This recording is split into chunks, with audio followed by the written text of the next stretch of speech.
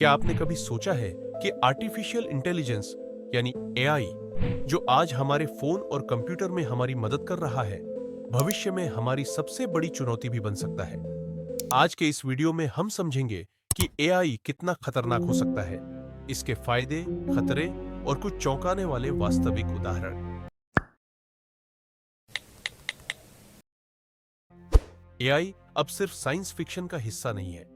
ये smartphone assistants, self driving car, medical diagnosis और chatbots तक हर जगह मौजूद है। उदाहरण के लिए, गूगल डीप माइंड का एआई अल्फा फोल्ड ने हजारों प्रोटीन स्ट्रक्चर्स की भविष्यवाणी कर बायोलॉजी की दशकों पुरानी समस्याएं हल की।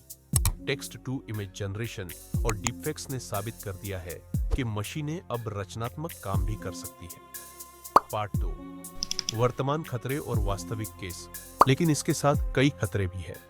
पहला, गलत सूचना और डीपफेक्स।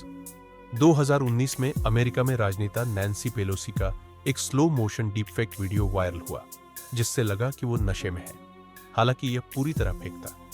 दूसरा, साइबर सुरक्षा पर खतरा। 2020 में एक ब्रिटिश कंपनी के सीईओ को स्कैमर्स ने वॉइस क्लोनिंग एआई से धोखा देकर 2,20,000 यूरो ट्रांसफर करवा दिए। तीसरा, नौकरियों पर असर। ओपन एआई के जीपीटी और ऑटोमेशन टूल्स ने कुछ कंपनियों में कस्टमर सपोर्ट जॉब्स कम कर दी और आईबीएम ने एआई की वजह से कई नए हायरिंग प्लान रोके। चौथा, बायस और भेदभाव। अमेजॉन का एक हायरिंग एआई टूल महिलाओं के रिज्यूमे को कम रैंक कर रहा था, क्योंकि उसने पुराने डेटा से सीखा कि पुरुषों को ज्यादा भर्ती किया गया था। इस टूल को बाद में बंद करना पड़ा। पार्ट 3, भविष्य की चिंताएं और उदाहरण। भविष्य में सबसे बड़ा डर है सुपर इंटेलिजेंट एआई का। ऐसा एआई जो हर मामले में इंसानों से ज्यादा बुद्धिमान हो। इलन मस्क और स्टीफन हॉकिंग जैसे दिग्गज पहले ही चेतावनी दे चुके हैं कि अगर ऐसे सिस्टम को सही तरीके से नियंत्रित न किया गया तो यह मानवता के लिए खतरा बन सकता है। एक और खतरा है स्वायत्त हथियार।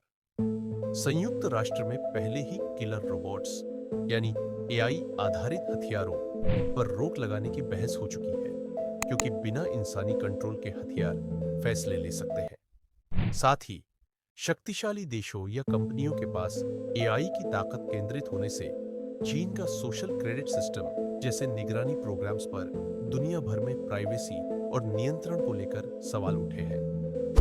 पार्ट 4, समाधान और उम्मीद। लेकिन सब कुछ नकारात्मक नहीं है।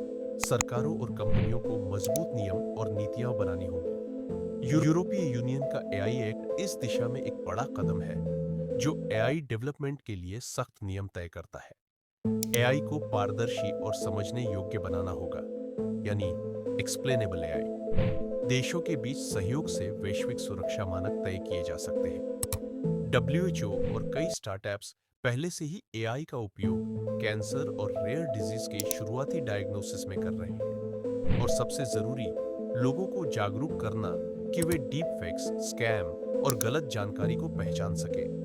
अगर ये कदम उठाए गए तो एआई जलवायु, स्वास्थ्य और शिक्षा जैसी समस्याओं के समाधान में अहम भूमिका निभा सकता है। एआई खतरा भी है और अवसर भी।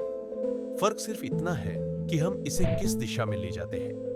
आप क्या सोचते हैं? क्या एआई मानवता के लिए वरदान बनेगा या अभिशाप? अगर ये वीडियो आपको जानकारी पूर्ण लगी हो तो इसे लाइक, शेयर और सब्सक्राइब करना न भूलें।